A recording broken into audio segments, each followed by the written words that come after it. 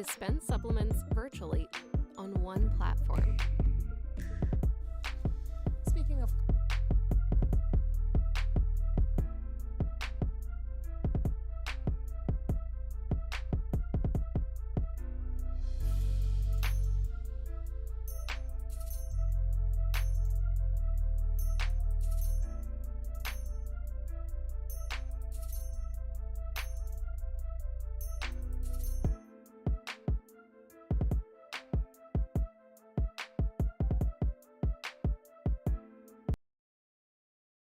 What's going on, everybody? Welcome back to the Crypto Hangout Network, and we're doing the Sunday night Hangout edition. And just want to thank everybody that came out to hang out with us and to listen to today's current topic, which is the SEC and the the centralization of Ethereum, which it has always been centralized. It just gave the illusion of being decentralized.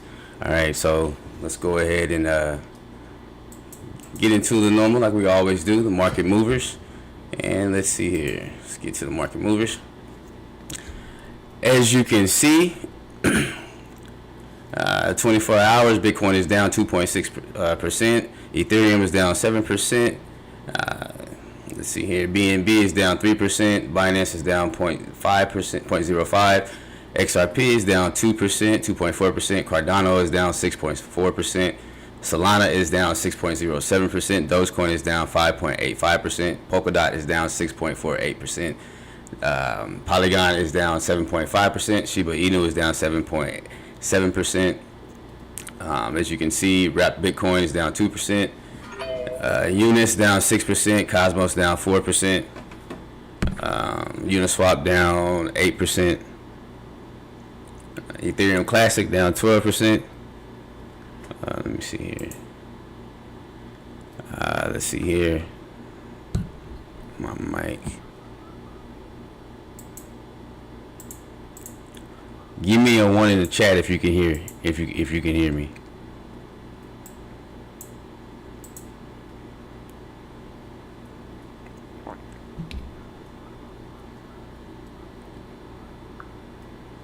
Let's see here.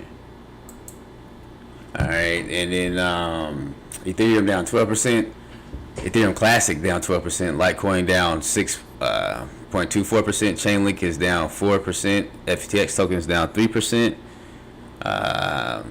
Near Protocol is down 9%. Stellar is down 3.46%.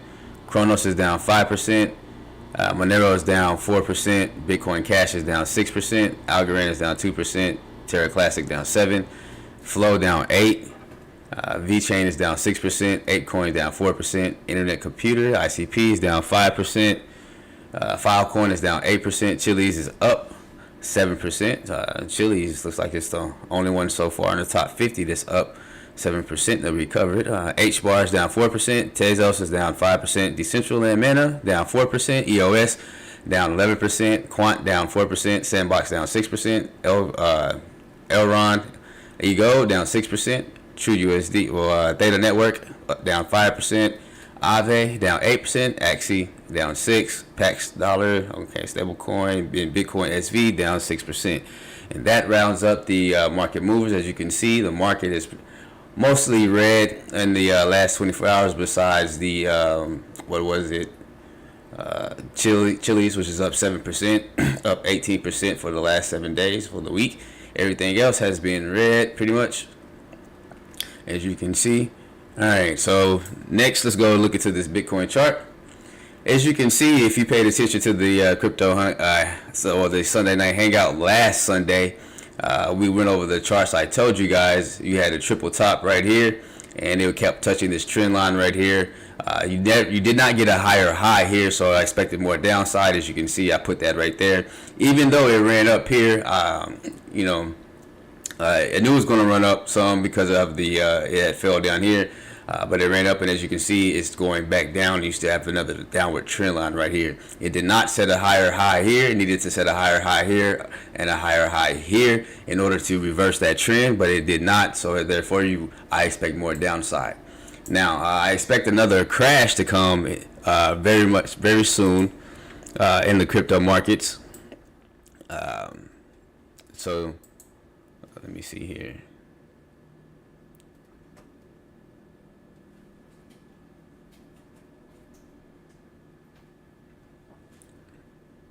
Mic check. All right. Looks like it's going. Okay. So I expect a crash another crash coming soon, which will be the final crash of the manipulation. As you know, the markets are manipulated. If you have been paying attention and following the Crypto Hangout or the on our social media platforms, as well as the Sunday Night Hangout. Okay. Now let's see here. This is Ethereum. All right, as Ethereum has fallen down after the merge, and this is the topic of the day, what we're going to get into. But before we get into that, we're going to get into a little bit of news. Let's see here.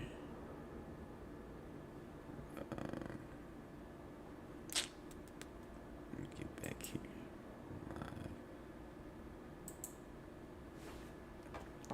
Let me check something. Check my sound.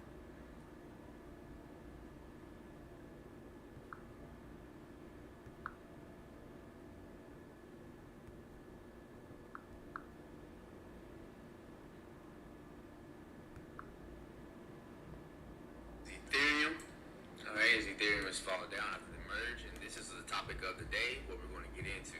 But before we get into that, we're going to get into a little bit of news. Let's see here.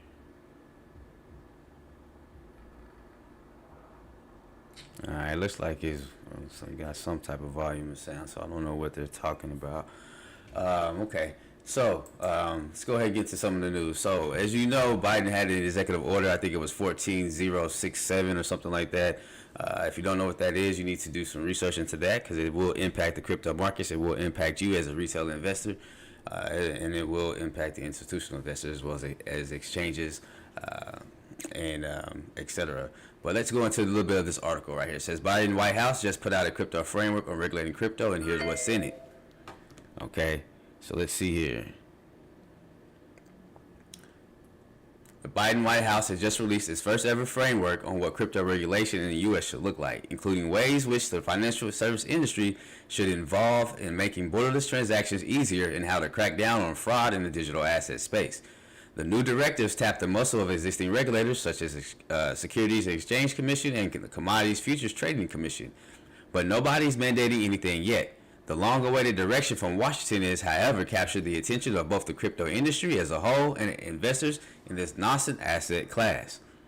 Okay, the framework follows an executive order issued in March, in which President Joe Biden called on federal agencies to examine the risks and benefits of cryptocurrencies and issue official reports on their findings. For 6 months, government agencies have been working to develop their own frameworks, and let's see here. To develop, let's see, pull the article so you guys can see it. To develop their own frameworks. Where are we at?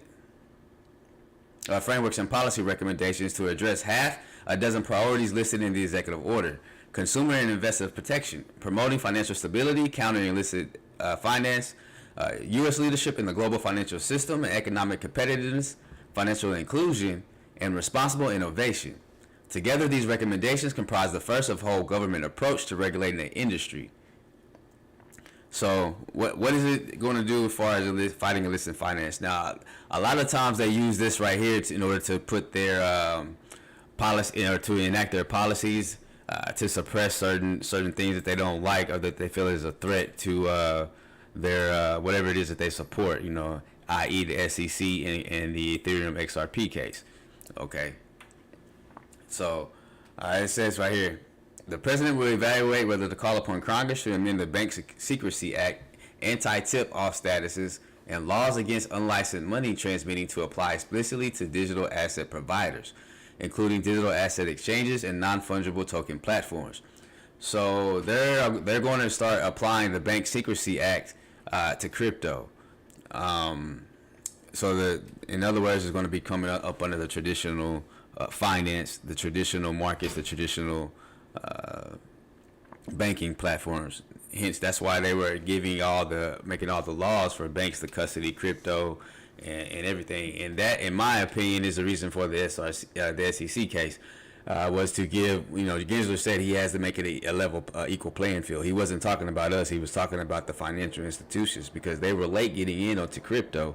They were late getting into the the crypto space. They didn't have protocols built. They didn't have ways of custody built and everything. So hence he had to stall and scare the markets and scare people from buying off the majority of those of the cryptos, to give the banks and the financial institutions equal time to come up with their own protocols to compete with the decentralization. And at the same time push people towards the centralization, as we're about to see when we're going into the Ethereum. All right. It says the president is also looking into whether to push Congress to raise the penalties for the unlicensed money transmitting, as well as potentially amending certain federal statutes to allow the Department of Justice to prosecute digital asset crimes in any jurisdiction where a victim of those crimes is found.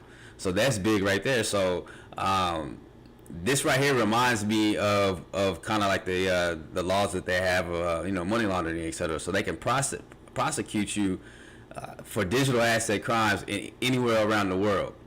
All right, so that's another reason why they're trying to put it under the Banking Secrecy Act, so they can come after you no matter where you at on this earth.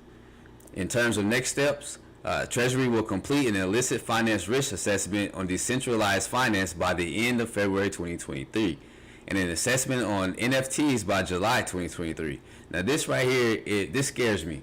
So the Treasury is saying they'll complete an illicit risk finance. So you already see that they're trying to come out, or they are coming out with their central backed digital bank currency. Now, what's to stop them from labeling every other crypto besides the ones that they pick and choose illicit finance risk and making it illegal? What's to stop them from doing that? That is the reason why centralization or decentralization is very big. Because now one entity has control over, the protocol. They can't stop from accessing your crypto pretty much. But if it's centralized, they can do that. They can go to one source and say, hey, we don't want these people to be able to access their funds on the crypto because they did something that we don't like. That's why decentralization is big in the crypto space. Crime, all right. So crime is rife in the digital sector, and this is one of the things that they're going to always use. Is there some crime in the crypto space? Yes, there is. Is there a whole lot? Not necessarily. Okay, it's because the crypto is the wild, wild west, and because that things are brand new, and without some of these hackings taking place, we would never know that there were bugs in the protocol in order for them to fix it. All right. So although it's a bad thing, people losing money, getting hacked. I mean, there are some good things that rises from those ashes of that bad. All right. So it says last month the SEC said it charged 11 people for their roles in creating and promoting fraudulent crypto pyramid and Ponzi schemes that raised more than $300 million from millions of retail investors worldwide, including in the United States. Meanwhile, in February, U.S. officials seized $3.6 billion worth of Bitcoin, the biggest seizure of cryptocurrencies ever, related to the 2016 hack of crypto exchange Bitfinex. All right, so now here it is right here. Now this is the whole big thing. This is why they came up with all this stuff, because it is a big push for the new digital dollar, the CBDC, or central bank digital currency. All right. So it says the framework also points for the potential for significant benefits from a U.S. central bank digital currency, or CBDC, which you can think of as a digital form of the U.S. dollar. All right. Now, I'm going to show you later on with some video from China why this is bad, because the people of China found out firsthand, and they are experiencing and going through this firsthand of why this is a bad idea. So stay tuned, to see exactly why this is a bad idea. All right. So it says sitting in commercial bank accounts across the country are U.S. Electronic U.S. dollars, which are partially backed by reserves under a system known as fractional reserve banking, which is the devil. It's bad. It's terrible. As the name implies, the bank holds in its reserves a fraction of the bank's deposit liabilities. Transferring this form of money from one bank to another and from one country to another operates on legacy financial rails. There are also a spate of USD peg stablecoins, including Tether and USD coin. All right, and these are supposed to be backed by US dollars. Okay. Although critics have questioned whether Tether has enough dollar reserves to back its currency, it remains the largest stablecoin on the planet. USDC coin is backed by fully reserved assets, redeemable on a one-on-one basis from US dollars, and governed by Centric, a consortium of regulated financial institutions. It is also relatively easy to use no matter wherever you are. And there's a hypothetical digital dollar that would be the Federal Reserve's take on the CBDC.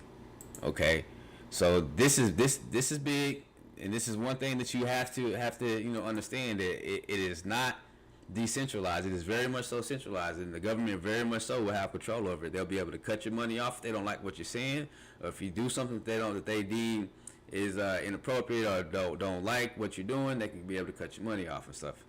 All right. There's a hypothetical digital dollar that would be the Federal Reserve's take on the CBDC. This would essentially just be a digital twin of the US dollar, fully regulated under a central authority. See, again, fully regulated, which is not a bad thing, but under the central authority, that's terrible. And with the full faith or backing of the country's central bank. All right. We already know the Federal Reserve is a privately owned bank. It's not, nothing federal about it. So if they're jumping into the crypto space and they want to control, people's money through the crypto space, can you just imagine with a flick of a switch, they could just stop the access to your funds? Imagine you're on vacation and they don't like a post that you posted on Facebook or something, they just cut your money off. It says a dollar in the CBDC form is a liability to the central bank. The Federal Reserve has to pay you back, says Ronnie Goes, who heads fintech and digital assets at Citi Global Insights. Federal Reserve Chair Jerome Powell previously said the main incentive for the U.S. is to launch its own CBDC, which would eliminate the use case for crypto coins in America. See, what did I tell you right here? Which would be to eliminate the use case for crypto coins in America. Everything that they've been coming to, everything that you've been seeing in the media, all the FUD and all that crap, is they want to kill crypto because they have no control over it. They can't control you. It's all about control. These people that are in office, they want to control you. And what better way can they control you than access to your funds? You wouldn't need stable coins. You wouldn't need cryptocurrencies if you have a digital U.S. currency, Powell said. I think that's one of the stronger arguments in his favor. But this is going to fail, though, just so you know. It's going to fail. Why? Because it's centralized. It's not decentralized. And I'm going to repeat this again. It would be Federal Reserve Chair Jerome Powell previously said, in the main incentive for the U.S. to launch its own central bank digital currency would be to eliminate the use case for crypto coins in America. You wouldn't need stable coins. You wouldn't need cryptocurrencies if you had a digital U.S. currency. I think that's one of the stronger arguments in his favor. The White House new framework, it points out to the fact that the U.S. CBDC could enable a payment system that's more efficient, provides a foundation for further technological innovation, facilitates faster cross-border transactions, and is environmentally sustainable. All this is bullshit. All right? Straight bullshit. Straight bullshit. More efficient. That may be true. It may be green. Provides a foundation for further technological innovation. That's bullshit, because everybody knows when the government has their hand into something that they stifle it. They stifle innovation. That's what you see going on with the SEC case with Ripple. Facilitate faster cross-border transactions. That's bullshit, because you don't have innovation of people who constantly coming in and innovating without any restrictions, without any boundaries, without any type of box. The government likes to put you in the box. All right.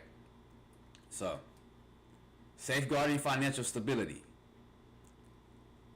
And the main thing they're going to point to is the Terra Luna collapse, which was big. A lot of people lost millions. A lot of people lost a lot of money, but it's the wild, wild west, and that's part of being in crypto. It's part of being your investor, and that is part of being your own bank. Okay.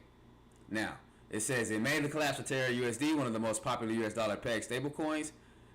Stablecoin projects cost investors tens of billions of dollars as they pulled out in a panic that some have compared to a bank run, which is going to happen to the fiat as well too. It's coming here. It's coming soon. The bank run is coming soon here to the fiat. They pulled out in panic, some have compared to the bank run. Widespread buy-in and public PSAs from respected financial institutions link credibility to the project, further driving the narrative that the whole thing was legit. The implosion of this stablecoin project led to a series of insolvencies that erased nearly $600 billion worth in wealth, according to the White House. Digital assets in the mainstream financial system are becoming increasingly intertwined, creating channels for turmoil to have spillover effects. So it says the framework goes on to single out stablecoins, warning that they could be disruptive runs if not paired with the appropriate regulation, and that's what it's all about. All right. So next, I wanted to have here too. Want to go over NFTs will bring in billions for users, explains VC investors. So those who thought the NFTs were dead will not make a comeback. Here it is again. They're making a comeback, and there are some NFTs that we'll have to go over. Be looking out for the videos for the NFTs that are good to invest in, that are kind of cheap, that I would be on the lookout to invest in, especially with the next crash that is coming up here very soon. Right? Keep in mind, I'm telling you now that the crash is coming. It is September the 18th at 8:37. Another crash. The last crash. The final crash. Alright, says CEO and co-founder of Electric Capital defines himself as an NFT maximalist who believes in non-fungible tokens will play a central role in bringing crypto to the masses. Unlike other crypto niches, NFTs are relatable to aspects of everyday life such as art, music, and games. I could imagine that NFTs are actually many billions of people because it's ultimately culture, and that's something that everybody can participate in and everybody can understand, said Garg in an exclusive interview. In particular, Garg is bullish about NFTs being used in the gaming industry. Gamify, we have a video on our page about Gamify. If you want to know what that is, I suggest that you highly suggest you take a look at that and start researching some of the Gamify coins and industry, and you know, because that is a highly anticipated growth industry. Okay, positive growth industry. Like he just says, which we see growing at an exponential pace. In 18 to 24 months from now, I think we're just going to see this onslaught of NFT-based games. Garg believes the bear market could last as long as the micro picture is dominated by high inflation, which means it could take another year or two before we'll see the next bull cycle, which I doubt it. I think we'll see the bull cycle before the end of the year, okay, or in around January, February. When he looks beyond the crypto macroeconomic picture at a 10-year time horizon, he feels ultimately bullish on the crypto industry. Industry rates and inflation dominate the short term when you're talking about a 2 to 3 year time horizon. All right. So we have here the Fed could have a 0.75% basis hike, and that could make Bitcoin bullish and altcoins. Okay, so yes. All right. S&P 500, as you know, the S&P mini futures is what the crypto markets are following to the T. We can go here and take a look here, the E-money futures. Right here, as you can see, and it's following Bitcoin to the T. All right, Bitcoin is following it to the T, as you can see. All right. Now let's get into some of the Twitter news. Okay. Let's see here. So I wanted to play you guys right here. This is the Bank of International Settlements manager right here. All right. Wanted to play this right here for you. His name is Austin Carstens. All right, and he's telling you about the technology and about the about crypto in its future. So listen to what he has to say about blockchain. A key difference with the CBDC is that central bank will have absolute control on the rules and regulations that will determine the use of that expression. Now, did you hear what he just said? The central bank will have absolutely control and determine the use case of the crypto. All right. Now, what central bank? What did I just say in previous articles? The CBDC, central bank digital currency. What did the Fed Chairman Jerome Powell just say? If we have a U.S. CBDC, we don't have any need for cryptocurrencies. We don't have any need for stable coins, period. Right? This is why centralization is bad. This is why you don't want centralization. This is why you only want to buy and maintain decentralized coins for your privacy and for the lack of control that no government can control you with. All right, so I'm going to start all over again, just in case for the people who just came in who didn't hear it, okay? Start it over again. A key difference with the CBDC is that central bank will have absolute control on the rules and regulations that will determine the use of that expression of central bank liability. And also, we will have the technology to enforce that. Those two issues are extremely important, and that makes a huge difference with respect to what cash is. A key difference with the So, I don't know about you, but I don't like being controlled. I don't like nobody being able to, me having to walk on eggshells just to make sure I can have access to my money. I don't like that shit. All right? I definitely don't like that shit. Now, let's go here, okay? I already played him. All right, now let's listen to what the Minnesota Fed president is saying. All right? Anybody at the Fed or outside of the Start Fed them over. to explain to me this is I'm pretty skeptical. I keep asking anybody at the Fed or outside of the Fed to explain to me what problem this is solving. Fair use, fair use. I can send anybody in this room $5 with Venmo right now. Right? No, seriously. So what is it that a CBDC could do that Venmo can't do? And all I get is a bunch of hand waving. I get a bunch, well, maybe it's better for financial inclusion. Maybe it's better for cross-border remittances. Maybe. Is there any evidence that it is? And, they say, well, what about China? China's doing it. Well, I can see why China would do it. If they want to monitor every one of your transactions, you could do that with the central bank digital currency. You can't do that with Venmo. If you want to impose negative interest rates, you could do that with the central bank digital currency. You can't do that with Venmo. I don't think y'all hearing him. Let me rewind it back here again. Start all over again. Okay, Crypto Crane. They said start all over again. They want to hear it repeat again. They want to make sure they heard him right. Right? Y'all hear him right? Okay, go ahead. I'm going to start all over again just for y'all. I'm pretty skeptical. I keep asking anybody at the Fed or outside of the Fed to explain to me what problem this is solving. I can send anybody in this room $5 with Venmo right now. Right? No, seriously. So what is it that a CBDC could do that Venmo can't do? And all I get is a bunch of hand waving. I get a bunch, well, maybe it's better for financial inclusion. Maybe it's better for cross-border remittances. Maybe. Is there any evidence that it is? And, they say, well, what about China? China's doing it. Well, I can see why China would do it. And I'm going to show you what's going on in China. Keep that in mind. China. You can do that with the central bank digital currency. You can't do that with Venmo. If you want to impose negative interest rates, you could do that with the central bank digital currency. You can't do that with Venmo. And if you want to directly tax customer accounts, you could do that with the central bank digital currency. You can't do that with Venmo. So I get why China would be interested. Why would the American people be for that? I'm pretty skeptical. Exactly. American people, why would you be for that? Why would you be for that shit? You want the government to know every damn transaction that you do? You want them to know exactly where to locate you at any given point in time? To know exactly how much you spending on your grocery bill? How much you spending on your kids' clothes, school clothes, etc.? How much you make? No, you don't want that. Now, this is the other thing too. The SEC is coming after XRP and Ripple because XRP and Ripple is decentralized. Now it's centralized, but it's also decentralized too. It's not as centralized as CBDC, and it is faster, and most of the banks are messing with it. So I wanted to play this for you guys right here, okay? Because Ripple's a tech financial company. Infrastructure, but it isn't the only system for international transactions. For example, the Russian central bank set up the system for transfer of financial messages or.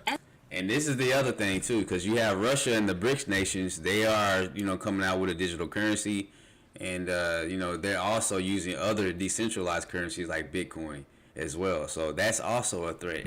So why would you want to use a central bank digital currency when you have other nations that are using Bitcoin and other coins as an actual currency for goods and services and for products? Why? Why exactly? SPFS in 2014. As of February 2021, it had about 400 users, mostly Russian banks and legal entities. 23 of the users were foreign banks. China is also trying to create a system. In 2015, the People's Bank of China established... And China's actually have created their system already. It's already live. The people are already using it, and they're not accepting, the fiat in many places. You have to use the digital yuan. The CIPS network, the cross-border interbank payment system. By 2019, it reached more than 3,000 banks directly and indirectly across 167 countries and regions. I think the CIP system can be quite attractive for renminbi transactions. So when China is engaged in trade with particularly with its near neighbors, we don't know what's going to happen as a fallout of the Russian invasion of Ukraine, but it's certainly possible that a response to Western sanctions, Russia will be engaging in. Now, I just wanted to show y'all that right there to let you guys know that you know, the two emerging economic, or the two most manufacturing companies, number 1 and 2, manufacturing nations, number 1 and 2, are moving to digital currencies as well, and they're accepting digital currencies. All right, so now to get on the topic of the show, all right, Ethereum. Okay, is Ethereum centralized? All right, so you know, there was a lot of talk in the beginning. You know, I used to argue with people about Ethereum being centralized. They would say, no, Ethereum is decentralized. And I would be like, how is Ethereum decentralized when you have a enterprise alliance that's controlled by JP Morgan Chase? Okay. And this is some of the things that people are not, they didn't pay attention to, they didn't look into, or they just don't care about. But now it's coming out, especially since the Ethereum merge, since the switch. Now it is becoming more that, you know, 60% of the nodes are being ran by banking institutions or financial institutions. Okay, so now you understand why the SEC went out the XRP and gave Bitcoin and Ethereum a pass. Now you understand why Gensler said that we need to level the playing field, etc. Okay, now you see why this 18-year-old kid, Vitaly Buterin, came out of nowhere and started getting, you know, with Ethereum, and how Ethereum exploded in price and etc. All right, so let's go into this little article real quick. It says Ethereum is a few weeks away from officially moving to proof of stake, which is actually, it's already already happened. This is a couple of weeks old. Mining consensus from a proof of work.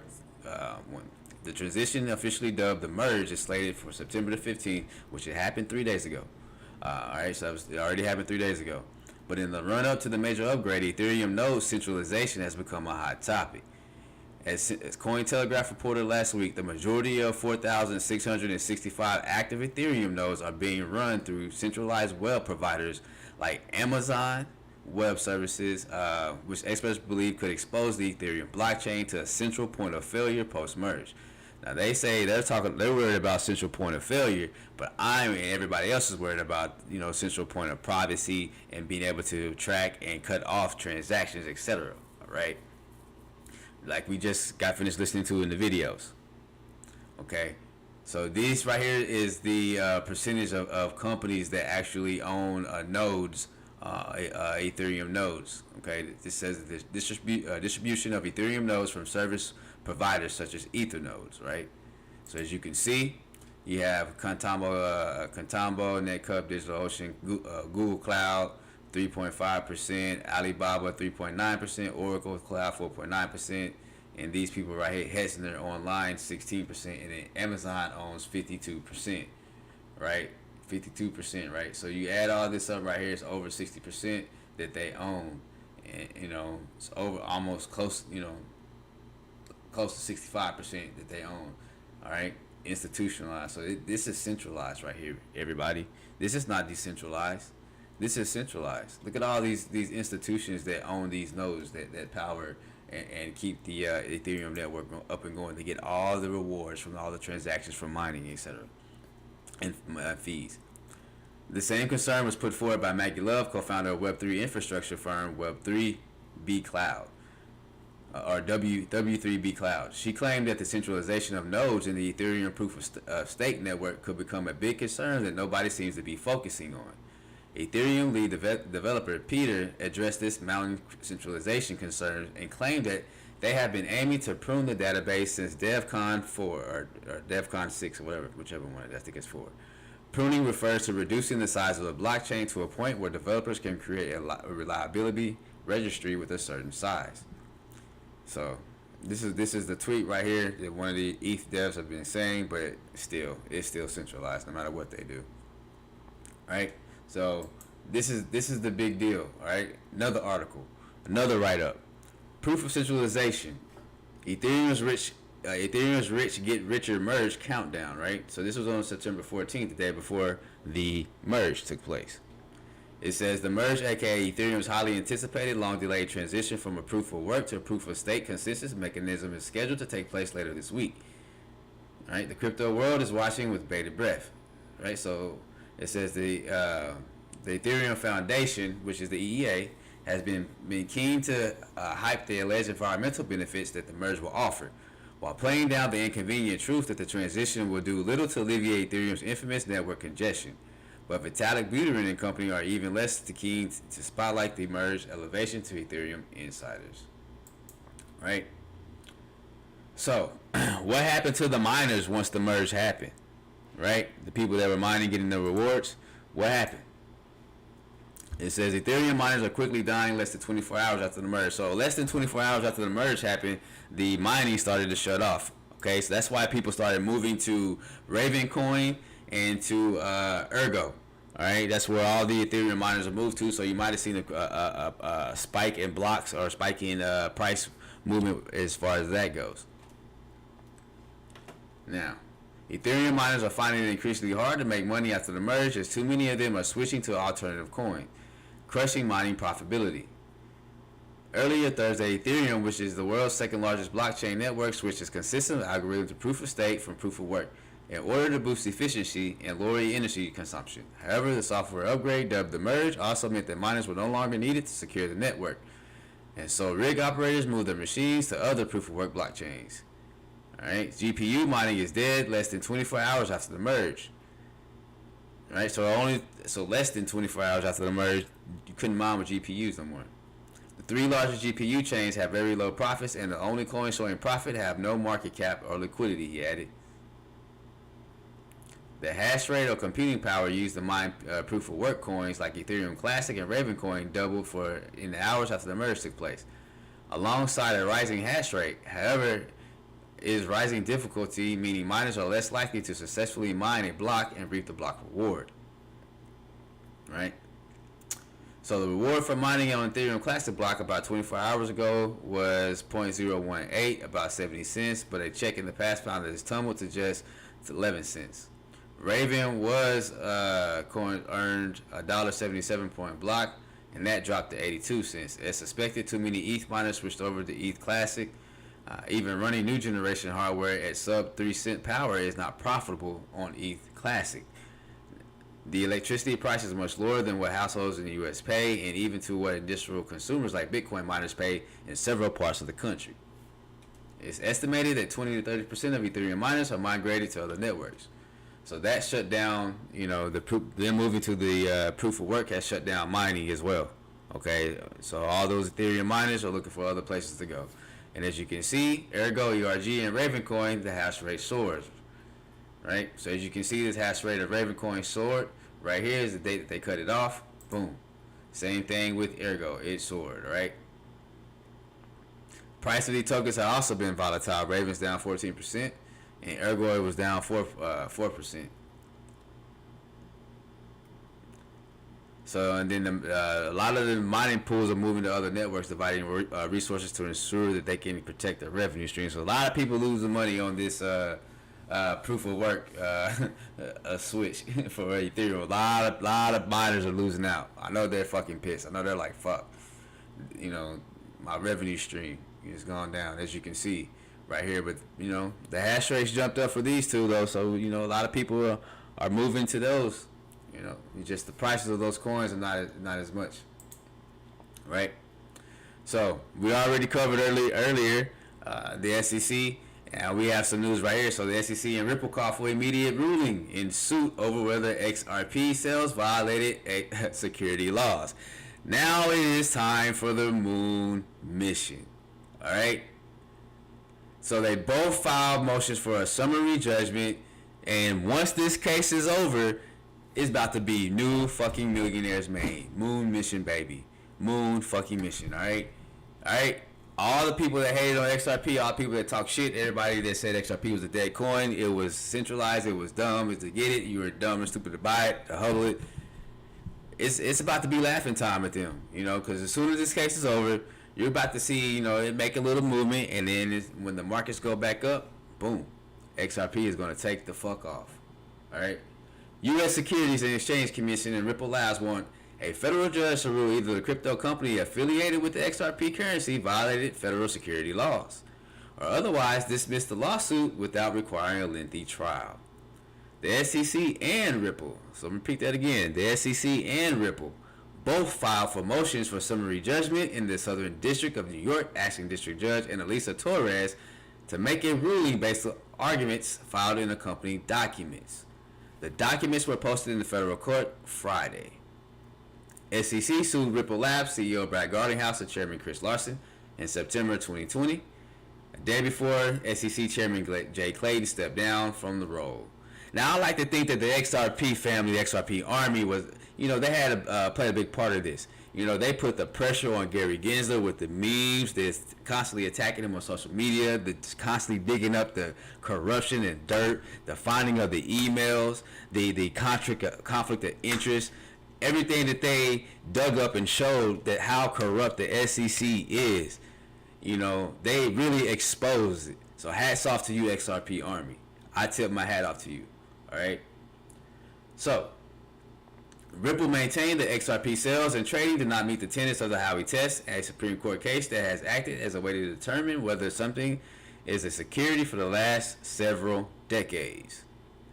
The parties have filed various discovery motions over the past 2 years without really litigating the actual underlying issue, whether Ripple violated security laws by selling XRP. The motions for summary judgment mean the parties are asking the court to actually decide whether the SRC or Ripple has proved enough or provided enough to prove one way or another whether there was a violation, which Ripple slaughtered them. SEC really got embarrassed. Really they got kicked in their ass. That's what really happened. Okay. The SEC argued, among other things, that various statements by Ripple's executives demonstrate that Ripple sold XRP and XRP investors bought the cryptocurrency with the belief that their holdings would spike in value over time. I mean, that's what everybody buys. When you make a fucking investment, you expect that shit to rise, right? You don't expect to make an investment and shit to fall. Like, what the fuck? Ripple publicly touted that various steps it was taking would take to find a use for XRP and to protect the integrity and liquidity of the XRP markets. The SEC said in its filing, for its part, one of Ripple's arguments was that there was no contract between the company and XRP investors, which is true. There's no contract between that shit. You buy that shit, you see that shit, you like, okay, I like the coin, I did the research in that shit, I'm going to buy it and hope that this shit goes the fuck up and then I'm going to sell it. Right? That's what everybody does. That's what I do. So, for its part in Ripple's arguments, there was no contract between the company and XRP investors, that there was no common enterprise, one of the requirements on the Howey. Right, because it's fucking centralized. That's why it's no common enterprise. There's no centralization source, no common source. Many XRP holders buying through exchanges wouldn't have known who they were purchasing the tokens from. Correct. Even if the XRC were to engage in a belated post-recovery transaction-by-transaction analysis to identify XRP offers and sales with contracts, its claims would still fail as a matter of law. Not one of those contracts granted post-sale rights to recipients as against Ripple or imposed against post-sale obligations on Ripple to act for the benefit of those recipients, the filing said, which is 100,000% correct. All right? So, now, there's more big news. So, East decided to move to proof of work.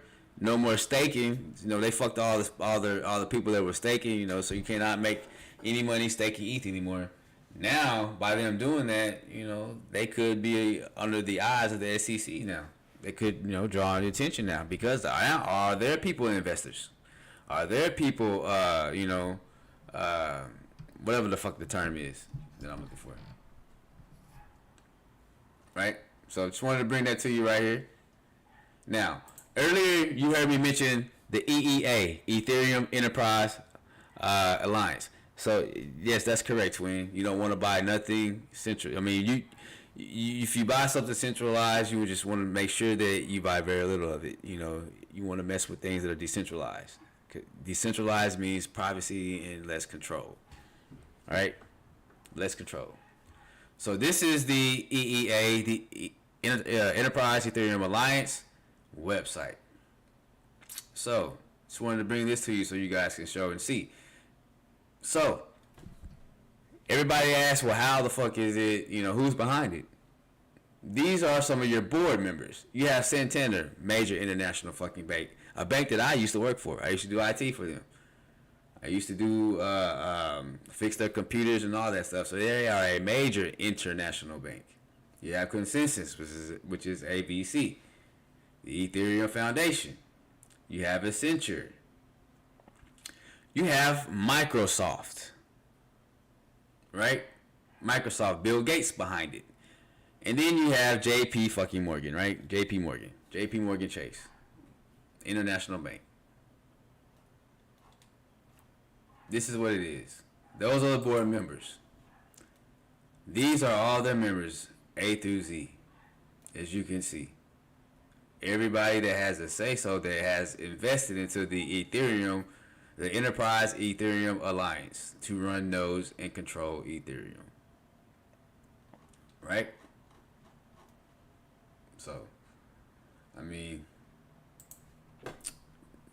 definition. The Enterprise Ethereum Alliance, launched on February 2017, brings together various startup companies, Fortune 500 companies, technology vendors, academics, and Ethereum subject matter experts to work on Ethereum as an enterprise-grade technology. Centralized. And not only is it centralized, it is controlled by the banks and the financial institutions and the Fortune 500 companies. That's why they push Ethereum. That's why they push Vitalik so much. You know, and that is why. How does it work? So let's see how it works. It says, although many technology giants and businesses have been supporting Ethereum via cloud services and working towards its adoption, most efforts towards its scalability, privacy, and interoperability remained scattered until the Enterprise Ethereum Alliance came into being. The Alliance aims to build, promote, and support Ethereum blockchain technology, best practices, standards, and a reference architecture that is capable of handling its real-world applications and usage. Launched in 2015, Ethereum is a blockchain-based, decentralized software, which is a lie. It's centralized, just proved that. A platform that enables smart contracts and distributed applications to be built and run without any downtime, fraud, control, or interference from a third party. Ethereum is not just a platform, but also a programming language running on a blockchain that helps developers build and publish distributed applications, also known as dApps. Decentralized applications, right? So you can go to the website and see more about Ethereum. This is right here is off of Investopedia. You can go to the EEA at whatever that shit is, ENTEthalliance.org. All right.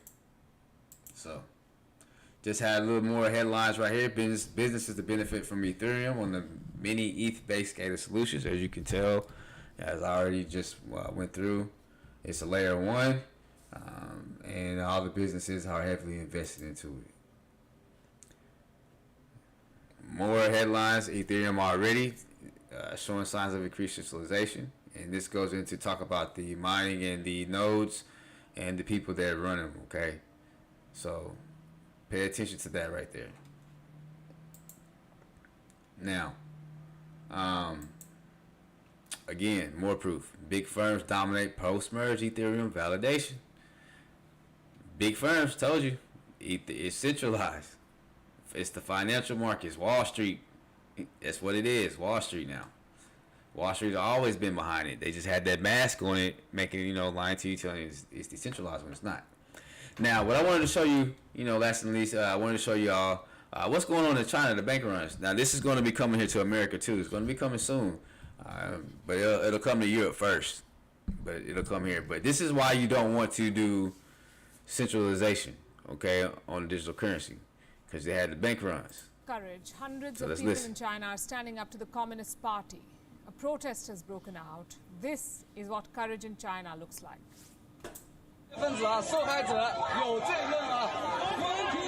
Now remember, about 20 minutes ago, I played a video where it says that Chinese went to the central bank digital currency, right? They're on the Chinese yuan, the digital yuan, right? So that means the government has control over their money. They can cut it off or whatnot. So let's see what's going on. This is why you're having the bank runs.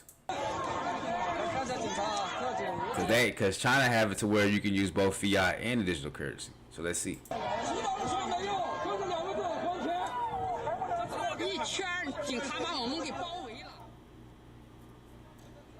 Why are these people protesting? Apparently, they are unable to withdraw money, their own money, from banks.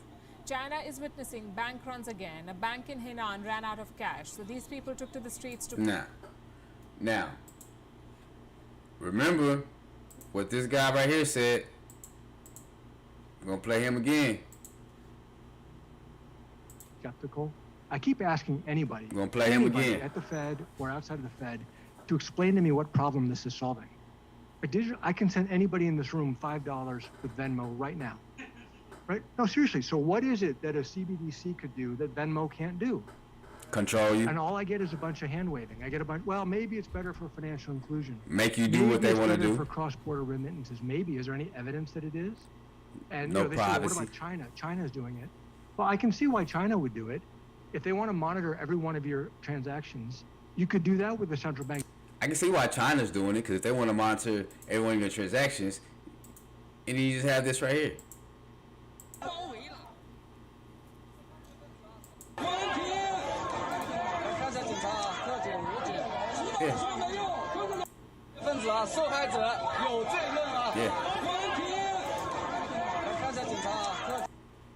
Now, again, what do you say? Digital currency, you can't do that with Venmo. You do it. If they want to monitor China's doing it. Well, I can see why China would do it.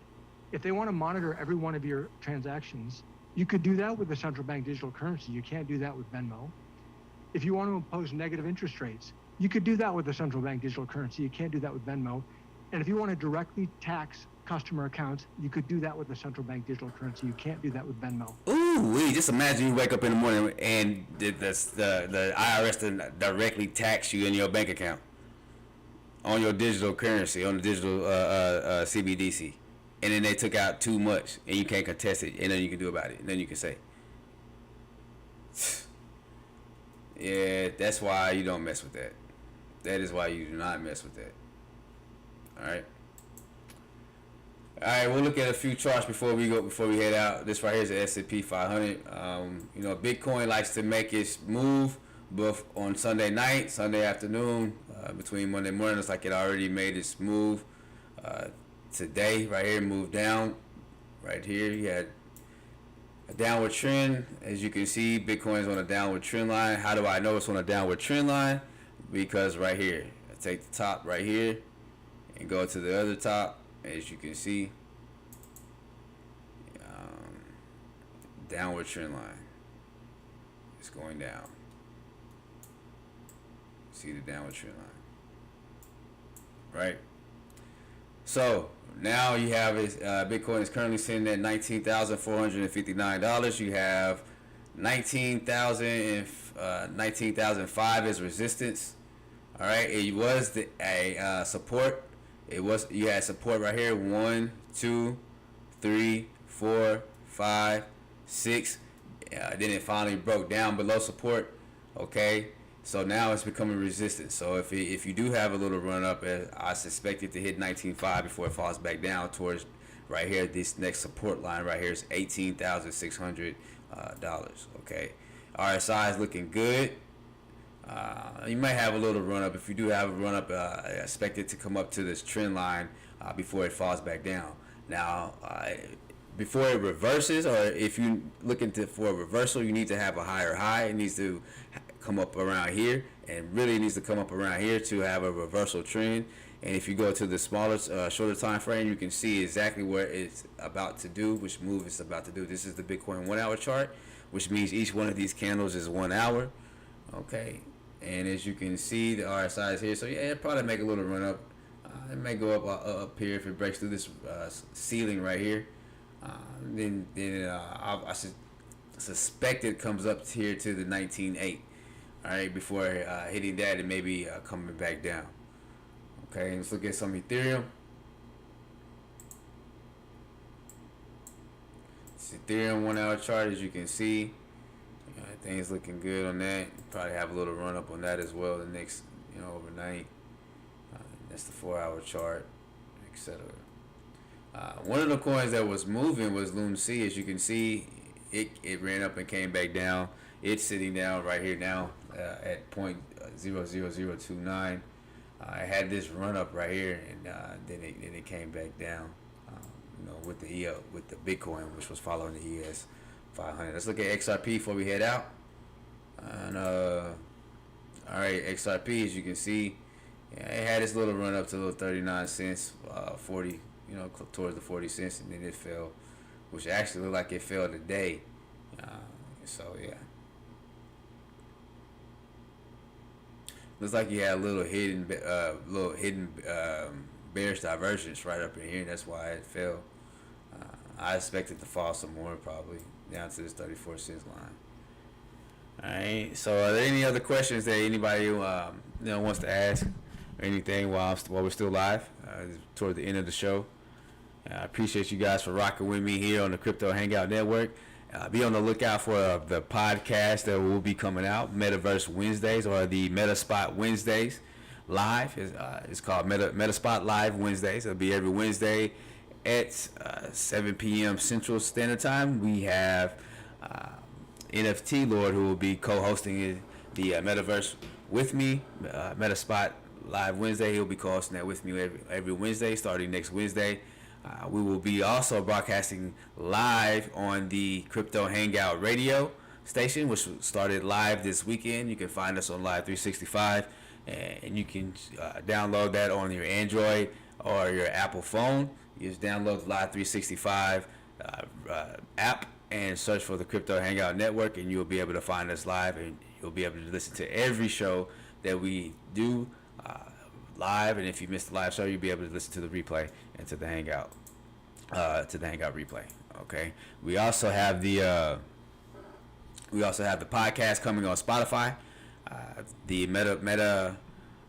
MetaSpot Live will be kicking off next week, so that'll be real big once you guys are tuning into that. That'll be something that we're going to be doing every Wednesday. We'll be putting up little clips or whatnot on YouTube as well. We'll be you can also find that on Spotify. It'll be on Spotify and all your Apple podcast streaming platforms. So you'll be able to get that. All right, and so I'm very excited about some of the things that we have coming up for the Crypto Hangout Network, with the radio stations, the clothing line, and the different shows that we're putting together for you guys.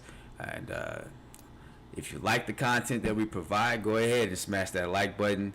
Go ahead and share with your friends and get them educated about crypto, because it's the future. It's here and it's knocking on the door. You're going to wake up one morning and everything's going to be crypto. It's going to be digital related, and you're going to be like, what the fuck happened? Or your friend and your family going to be like, what the fuck happened? So get them into crypto and bring them here to this channel so that they can learn crypto here. They can learn the right way. They can watch out for the scams. They can know how to research the coin, what to research, and what to look for. Okay, that's one of the main things that we provide here is crypto education. All right, so tune in that Wednesday for the MetaSpot Live. We'll talk about all metaverse. All right, metaverse related. We will go over different metaverse. I think the metaverse of subject will be Upland. All right, and I'm very excited to bring NFT Lord aboard. And he's a cool guy. He's very knowledgeable about the metaverse, and he's going to bring a lot of information and value to the Crypto Hangout Network and to the on Wednesdays. All right, so this is Crypto Crane signing out for the Sunday Hangout Network on the Crypto Hangout Network, the Sunday Night Hangout Live. And follow us on all our platforms. On Instagram, you can follow us, the Crypto Hangout Network. You can follow us on, of course, you here on YouTube. Go ahead and hit that subscribe button and hit that bell notification so you get notified of videos in the next live. And also you can find us on Twitter at the Crypto Hangout Network as well. All right, so those are all our streaming platforms, all our social media platforms. And the Facebook, okay, Crypto Hangout Network Facebook group. All right, it's constantly growing, and we are a family over there. We would like for you to come in